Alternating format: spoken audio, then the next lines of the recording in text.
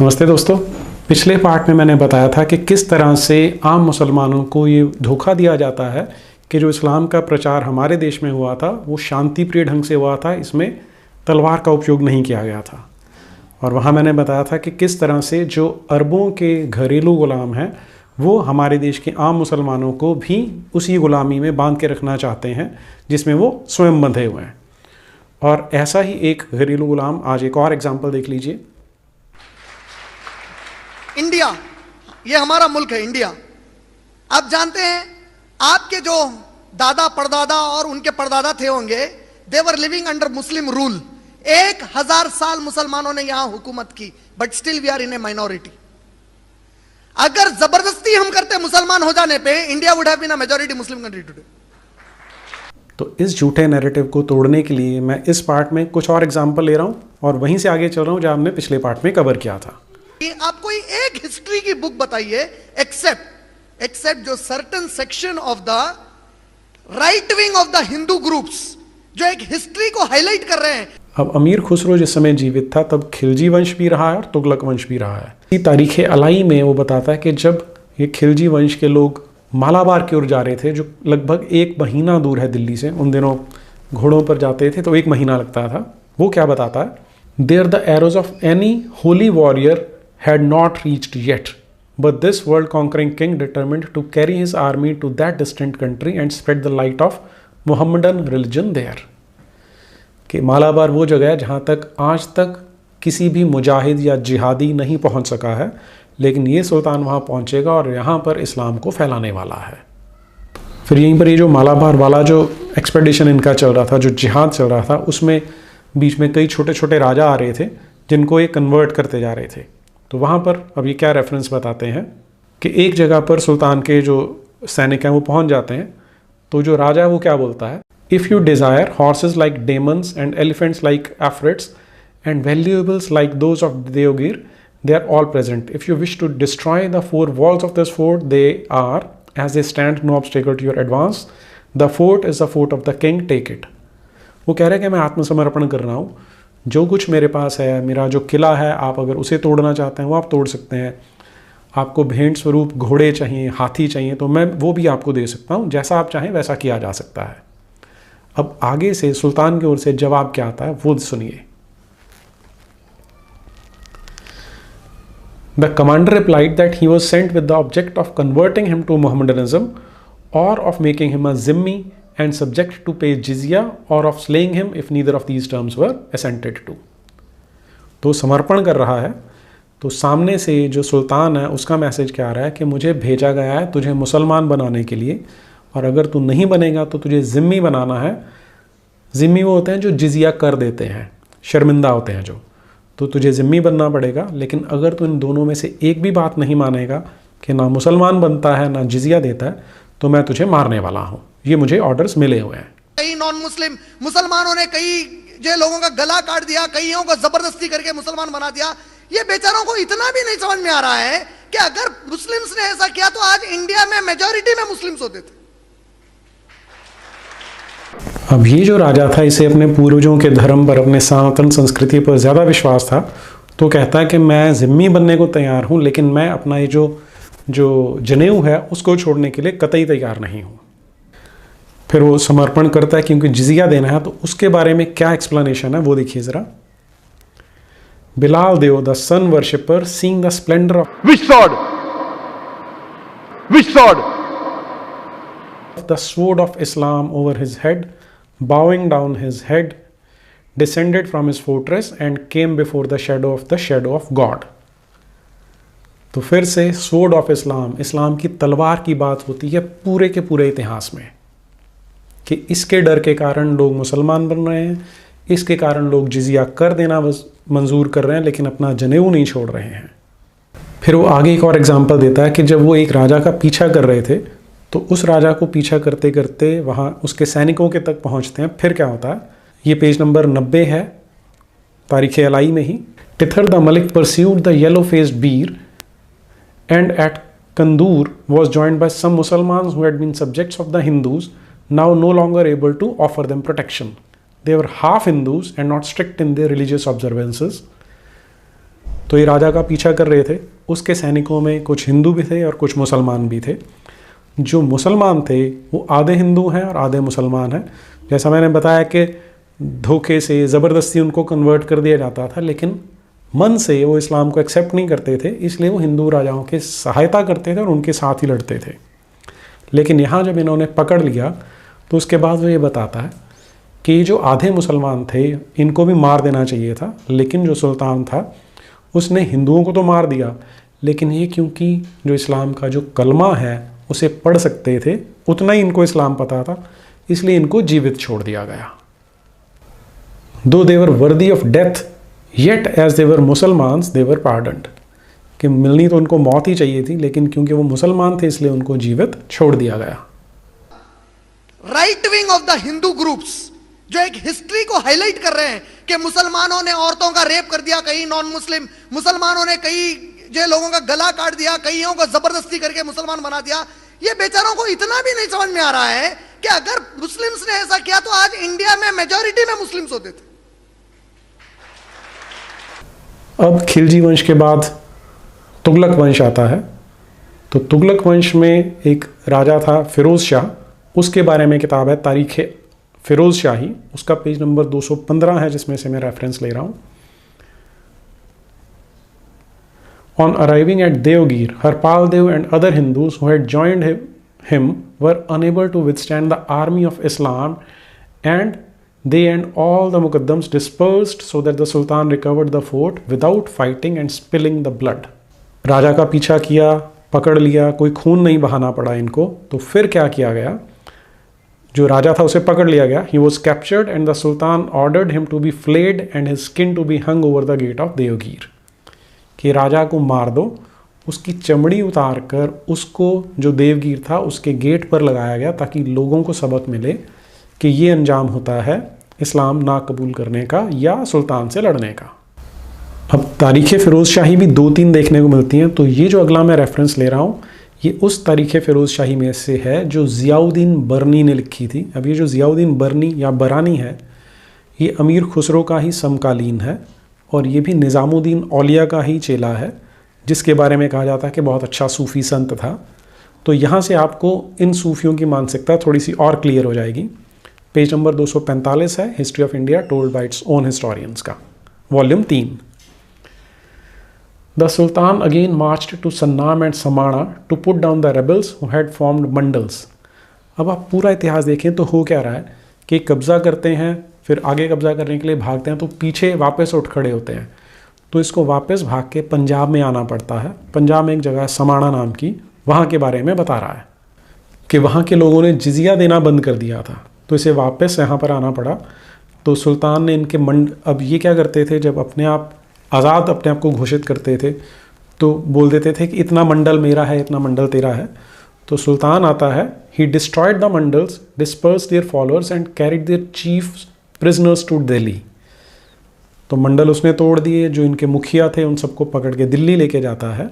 वहाँ ले जाकर some of them became Musalmans and some of them were placed in the services of noble man and with their wives and children became residents of the city. तो जो मुसलमान बन गए हैं उनको गुलामों की तरह रख लिया जाता है, उनकी पत्नियां और उनके बच्चे भी वहीं पे रखे जाते हैं। They were torn from their old lands, the troubles they had caused were stopped, the travellers could proceed. तो उन्हें उनकी जो मूल उनका घर था वहाँ से उनको बेदखल कर दिया गया था और नई जगह पर उन्हें बसा दिया गया था।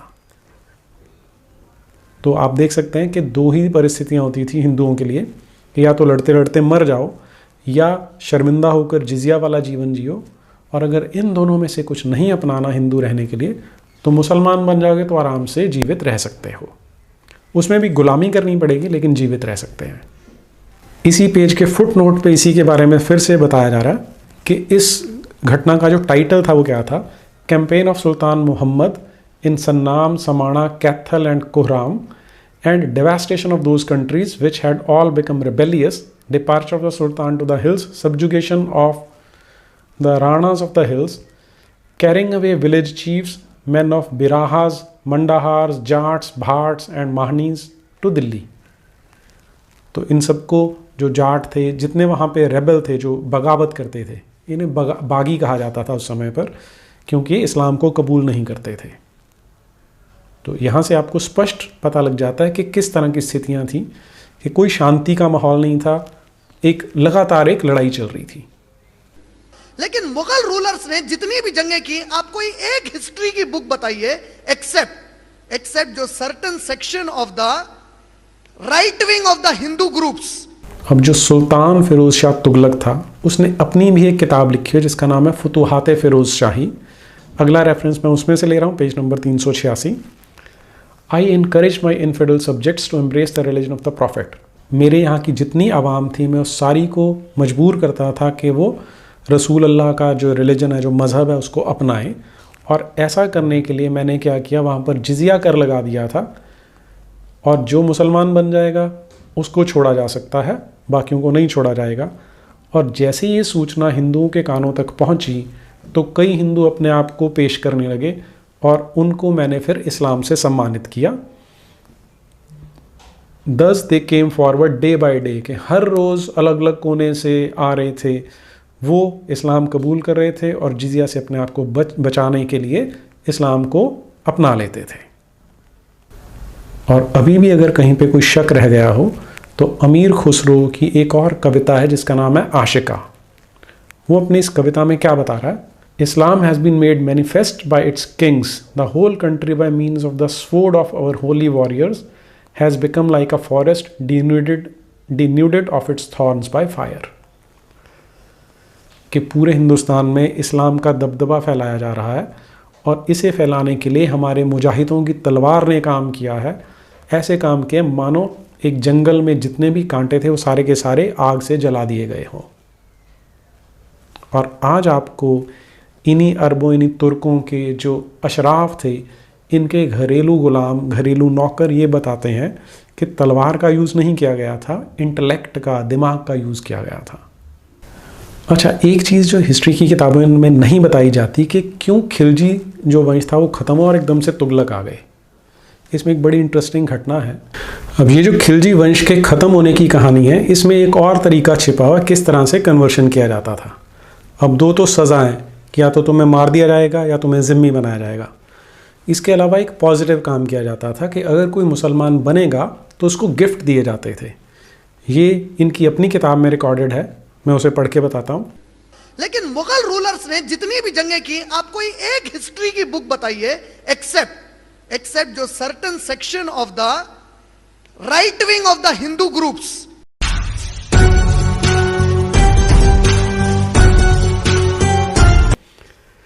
It is one of the customs in this country that when a person wishes to become a convert to Islam, he is brought before the king, who gives him a fine robe and a necklace and bracelets of gold proportionate to the value of his rank.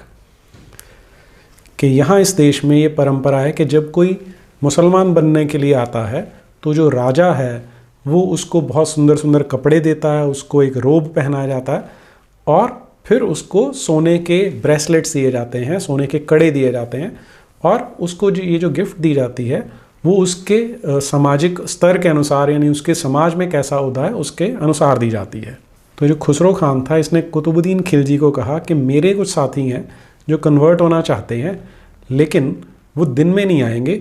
जब राजा ने उसे कहा कि ले आओ उनको, हम convert करते हैं, तो उसने ये बोला कि वो दिन में नहीं आएंगे क्योंकि उन्हें शर्म आती है कि बाकी ये जो हिंदू हैं उनसे शर्म आएगी, और उनका जो परिवार है बाकी, उससे भी उन्हें शर्म आती है। तो इससे आप समझ सकते हैं कि उस समय पर भी इस्लाम कबूल करना, मुसलमान बनना एक शर्म की बात मानी जाती थी समाज के अंदर। और ये इतना ज़्यादा इस बात की स्वीकार्यता थी कि शर्म की बात है कि जो सुल्तान था उसने इसको, खुसरो खान को ये अनुमति दे दी कि तुम रात को लाना, हम उनको रात को कन्वर्ट करेंगे। अब अल्टीमेटली हुआ क्या कि खुसरो खान की वो चाल थी, ये रात को अपने साथी लेके वहाँ महल में घुस गया और इन्होंने उस खिलजी का कत्ल करके वहाँ पर कब्ज़ा कर लिया। और लगभग ये जो 4-5 महीने का समय था, उस समय उन्होंने, हिंदुओं ने शासन किया। तब ऐसा बताया जाता है कि जो इनके जो महल थे उनमें से सारी की सारी इस्लाम की चीज़ें हटाकर वहाँ पर एक बार फिर से मूर्ति पूजा की स्थापना की गई थी। तो ये आपको बताता है कि इस्लाम और सनातन धर्म में कितना अंतर उस समय पर भी था। अब इसके बाद, अब ये मैंने सल्तनत पीरियड की बात की, इसके बाद अगला जो पड़ाव आया था वो था जब तैमूर लंग ने हिंदुस्तान पे हमला किया था, लगभग 1400 ईस्वी पे। वो अपनी किताब में क्या लिखता है वो इसको और ज़्यादा क्लियर करेगा, क्योंकि तैमूरलंग को ये उसका मानना था कि वो बहुत अच्छा मुसलमान है, कट्टर मुसलमान है। तो उसने अपनी एक किताब लिखी हुई है जिसका नाम है मलफुजती तिमूरी। उसके पेज नंबर 397 पर वो बताता है, my object in the invasion of Hindustan is to lead an expedition against the infidels that according to the law of Mohammed we may convert to the true faith. कि उसका उद्देश्य ही हिंदुस्तान पे हमला करने का ये था कि यहाँ के जो काफिर हैं उनको उसने मुसलमान बनाना है। इंडिया में आप जानते हैं, when the Mughals came, when the Ghaznavis came, when the Tughlaqs came, ये जो भी आए, they just came as rulers, kings and invaders. वो लोग इस्लाम का प्रचार करने कभी भी नहीं आए यहाँ पे। And purify the land itself from the filth of infidelity and polytheism, and that we may overthrow their temples and idols and become ghazi and mujahids. कि हमने उनकी जो ये धरती है उसको मूर्ति पूजा की गंदगी से पवित्र करना है, से साफ करना है, और वहाँ उनके जो मंदिर हैं उनको तोड़ के वहाँ पर मस्जिदें बनानी हैं, और अगर हम उनको मारेंगे तो हम गाजी और मुजाहिद कहलाएंगे। अब जो उसके लड़ाके थे वो इसमें कोई बहुत ज़्यादा सहमत नहीं थे, लेकिन जैसे ही इस्लाम के उलेमा उसके पास आते हैं तो वो क्या करते हैं वो सुनिए अब। At this time the wise man of Islam came before me and a conversation began about the propriety of a war against infidels and पॉलीथीस्ट्स।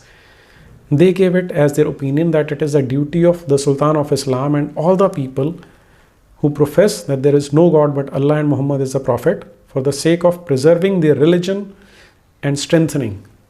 तो जो उलेमा आए उन्होंने कहा कि तो सुल्तान का फ़र्ज़ बनता है कि वो जहाँ पर भी कुफ्र है उसको ख़त्म करे, वहाँ पर इस्लाम की स्थापना करे। ये उसकी ड्यूटी बनती है कि हर वो मुसलमान जिसको लगता है कि सिर्फ अल्लाह की पूजा की जानी चाहिए और मोहम्मद उसका रसूल है, उनका ये दायित्व है कि वो जो मूर्ति पूजक हैं, जो पॉलीथीज़्म है, उसका विनाश कर दें। फिर वो आगे पेज नंबर 404 और 405 पर जब बताता है कि जब वो हिंदुस्तान में आया तो उसने क्या किया, उसे सुनते हैं। I sent Aq Sultan to them with the message that if they would consent. अब एक जगह पे इन्होंने हिंदुओं को घेर लिया, तो वहाँ पर ये अपने एक सैनिक को भेजता है कि जाओ इनको मैसेज दे दो कि अगर ये मुसलमान बनने को तैयार हैं तब तो इनको ज़िंदा छोड़ दिया जाएगा, नहीं तो मैं एक एक को तलवार से उनके सर काट दूंगा। तो उन्होंने बात मान ली। उन्होंने पूछा कि कैसे मुसलमान बनना है, तो उसने जो इनका फॉर्मूला है वो बताया कि ला इलाहा इल्लल्लाह बोल दोगे तो तुम मुसलमान हो जाओगे। तो उन्होंने इसे बोल दिया। तो इसके बाद ये जो तैमूरलंग था इसने उनको छोड़ दिया कि उनको मारा नहीं। पेज नंबर 427 और 28 पर, जिसे आज हरियाणा में सिरसा कहा जाता है, तब इसे टाउन ऑफ सरस्वती कहा जाता था, तो वहाँ पर इसने कैसे उनको घेर के वहाँ पर क्या किया उसको बताता है अपने शब्दों में कि मैंने जब सरस्वती के बारे में पता किया तो मुझे ये मालूम हुआ कि वहाँ के लोग इस्लाम के बारे में कुछ भी नहीं जानते। तो मैं अपने घुड़सवारों को लेकर वहाँ पहुँच गया। वहाँ पर जितने हिंदू थे उन सबको मार दिया गया। उनकी जो पत्नियाँ थी और उनके बच्चे थे उनको बंधक बना लिया गया, और उनकी जो प्रॉपर्टी थी, जो ज़मीन जायदाद थी, जो उनके पास सामान था, वो हम लोगों ने लूट लिया। तो जो मेरे सैनिक थे वो जब वापस आए तो उनके पास ढेरों तो मेरे सैनिक जब वापस आए तो उनके पास हज़ारों की संख्या में हिंदू महिलाएं और बच्चे थे जिन्हें मुसलमान बना दिया गया, और दे रिपीटेड द क्रीड, यानी उनसे भी फिर कलमा पढ़वा लिया गया। तो इस तरह से हिंदुस्तान में इस्लाम का प्रचार प्रसार किया गया था। फिर आगे जब वो वापस पंजाब में आता है, या फिर से समाणा, उस समय काफ़ी बड़ी टाउन होती थी, काफ़ी फेमस थी ये, वहाँ पर हमला करने लगता है। तो वहाँ पर एक बार फिर से वही बताता है कि मेरा उद्देश्य हिंदुस्तान में आने का था कि मैंने यहाँ पर हिंदुओं के खिलाफ जिहाद करना है, और अब यहाँ पर जो जाट हैं उनको मैंने मारना है। तो इसके बाद वो वहाँ पर अपने सैनिकों के साथ जंगल में घुसता है जहाँ जाटों पे हमला किया जाता है, और 2000 दैत्याकार जाटों को वहाँ पर मार दिया गया। उनकी पत्नियाँ और उनके बच्चों को बंदी बना लिया गया। उनकी जो पशुधन था उस पर, और उनकी जो ज़मीन जायदाद थी उस पर कब्ज़ा कर लिया गया। और इसी पेज पे थोड़ा सा नीचे जाके वो बताता है कि कुछ समय बाद मुझसे कुछ सयाद मिलने आए, कुछ मुसलमान मिलने आए, तो मैंने उनको बड़ी ही ह्यूमिलिटी से, बड़ा ही सिर निभा कर उनका वेलकम किया, उनका स्वागत किया। तो ये मैंने बताया कि सल्तनत पीरियड से लेके तैमूरलंग तक क्या हालत थी हिंदुओं की, और इसको ज़ियाउद्दीन बरानी अपनी किताब में बड़े अच्छे से फिर से तफसील से बताता है आप कोई एक हिस्ट्री की बुक बताइए एक्सेप्ट जो certain section of the right wing of the Hindu groups. ये किताब जो मैं रेफ़र कर रहा हूँ ये मोहम्मद हबीब ने लिखी थी। किताब का नाम है political theory of the Delhi सल्तनत। जो इरफान हबीब का बाप था ये उसकी लिखी हुई किताब है। इसमें पेज नंबर 49 पर क्या है, Barani advocates the prohibition of education to the lower classes for education will make them efficient and capable. Hindustan में जो लोग कन्वर्ट भी हो जाते थे, जो मुसलमान बन जाते थे, उनको इतना नीच माना जाता था कि उन्हें पढ़ने भी ना दिया जाए। ये ज़ियाउद्दीन बरनी बता रहा है जो निज़ामुद्दीन औलिया का खास चेला था।